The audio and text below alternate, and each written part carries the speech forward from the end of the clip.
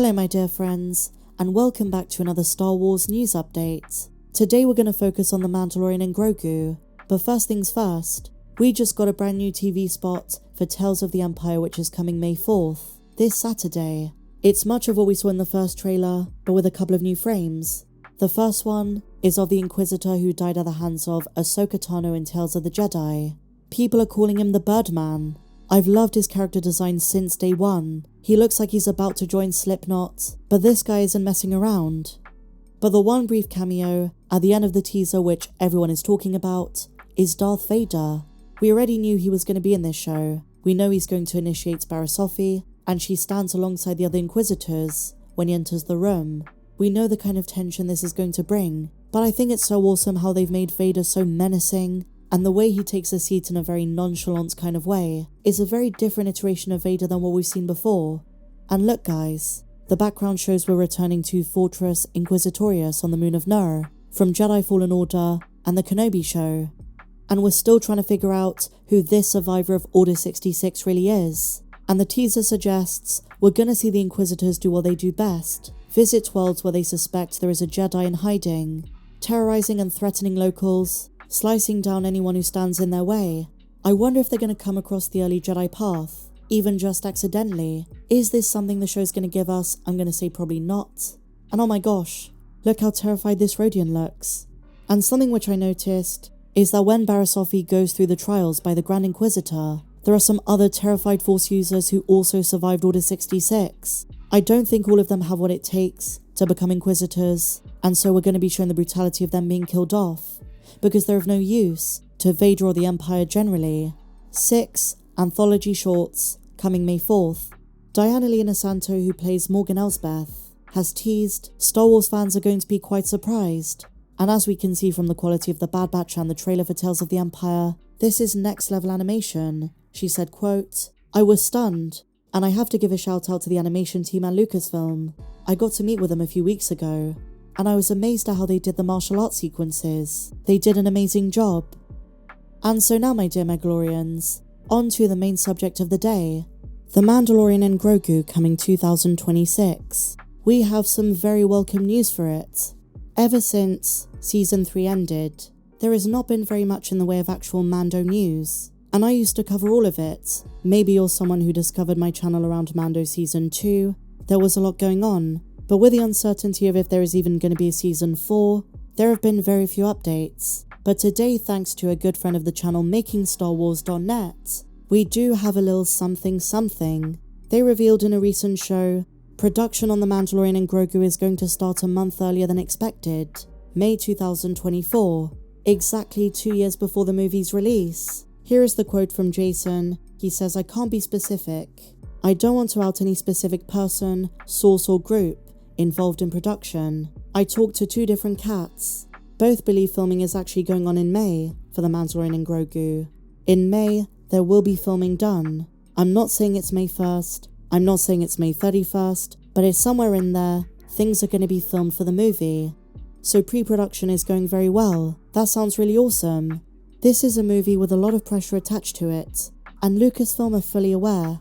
Not only is it Star Wars' big return to the cinema following the rise of Skywalker, it's a different formula. It's not a movie part of a trilogy, it's not a spin-off like Rogue One or Solo, it's the next chapter of a much beloved TV show in movie form. But it's got to recapture the love and passion that most fans had for the series between 2019 and 2020. Season 3 may have done some impressive numbers, but it was a steep decline compared to Season 2 and Book of Boba Fett. There are many factors to consider as to why, but I'm not going to focus on those. But by the time it releases, it would have been a long time since we had any Mando. So for fans of the Disney Plus series, it's got to bring the fire and the energy. Jon Favreau has the opportunity to blow us away. There is so much potential, so many loved characters, so many directions they can go. And by its very nature, if we're going off the end of Season 3, it's going to be very detective, maybe spy thriller, because Din Djarin is essentially a mercenary cop, sussing out what is happening with the Imperial Remnant following Gideon's death. And the doors are wide open, and not just with canon, but with legends, if they want to bring that in. There were some crazy, fanatical warlords who controlled entire sectors and had fleets of Star Destroyers in private. In terms of what to expect, I've always assumed, and there were some rumblings a few months ago about this movie is kind of a transition from one phase of the New Republic era to the next. So this movie might not be as far-reaching as some hope, but it's kind of encompassing the first 3 seasons, and now that the threat of Moff Gideon is gone, maybe they go after other Imperial remnants, perhaps Rey Thrawn, or they start to connect in Thrawn, and this way you have interconnectivity with the Ahsoka show too. Or could they bring Moff Gideon back and kill him off for good? Whatever the case may be, my dear friends, an earlier start date for filming means that we could get this movie early. Could it be December 2025? This is something I was about to say could happen, but I don't think Disney and Lucasfilm want to compete with the 3rd Avatar movie. And with regards to the plot of The Mandalorian and Grogu, there are 3 things I really want to see. An expanded look at the New Republic government, Mon Mothma, and the militarization, how it ties into the upcoming war with Grand Admiral Thrawn in Dave Filoni's movie. The second is more backstory for Grogu, his training at the Jedi Temple, finishing the flashback of Order 66 with Keller and Beck, and where he was taken to. And the third is the mythosaur. There is nothing more iconic to a Star Wars movie than a good creature, and this beast, rising out of the water, could fulfill the prophecy in the book of Boba Fett, and we got 2 glimpses of it in Mando Season 3. Regardless, I'm sure the movie is going to expand on Mando and Grogu's relationship as father and son, but also as a Mandalorian apprentice, and how Din and Grogu, under the watchful eye of a Delphi squadron, take matters into their own hands. I'm also very aware the movie is going to be very different without Carl Weathers as Greef Karga. I'm sure they're going to give the Magistrate an in-universe memorial, a send-off, maybe even build a statue of him on Navarro, but he deserves to be remembered and commemorated. And I'm sure in the credits, in the same way they did for Ray Stevenson in the Ahsoka show, they're going to dedicate the movie to his memory. It'll definitely be sad. And one final comment on this movie, because the Book of Boba Fett is so central to this first phase of the Mandoverse, the first 3 seasons, it would be great to see the return of Boba Fett and Fennec Shand, as well as maybe some other characters like Chrysanthemum too.